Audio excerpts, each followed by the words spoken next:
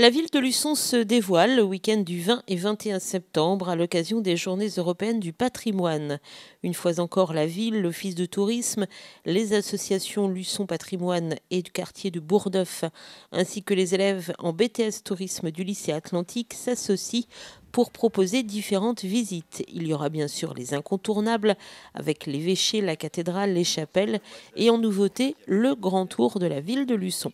Le grand tour de Luçon, c'est un tour de ville bien sûr, mais un petit peu hors des sentiers battus, qui sera dirigé par des étudiantes en BTS Tourisme du lycée Atlantique, qui partira de l'office de tourisme, qui passera devant nos incontournables, qui n'y entrera pas parce que ces incontournables font l'objet de visites spécifiques, mais qui présentera quelques lieux, quelques sites connus, mais ignorés, je dirais, c'est-à-dire par exemple le château d'eau, par exemple le port Maquignon, par exemple le bas-relief de Martel, par exemple la traversée du quartier du Bourgneuf, et à chaque fois avec un petit commentaire historique sur ce que c'est et pourquoi c'est là.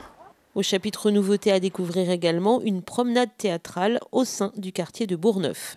Pour cette année, nous avons choisi de faire des mises en scène en situation devant quelques maisons représentatives du quartier du Bourgneuf.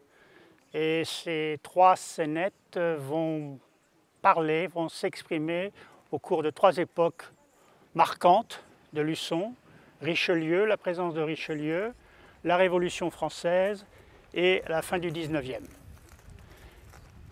Au cours de ces trois scénettes, les spectateurs vont accompagner un conteur qui va introduire le sujet et ensuite laisser les acteurs s'exprimer par leurs gestes et par leurs paroles. Enfin, à l'occasion de ces journées du patrimoine, l'Office lance un concours photo. Un concours photo qui sera le deuxième que l'Office de tourisme lancera après celui de 2011 et qui aura pour thème la flèche de la cathédrale dans tous ses états. J'invite beaucoup de gens à y participer et notamment à utiliser les moyens de communication modernes, que ce soit appareil photo bien sûr, mais également téléphone ou autre smartphone, et à utiliser un petit peu leur imagination pour transformer cette flèche de la cathédrale en tous ses états, comme c'est le sujet du concours. À noter également des visites commentées du Jardin du Maine avec le responsable des espaces verts, Jean-Louis Ray.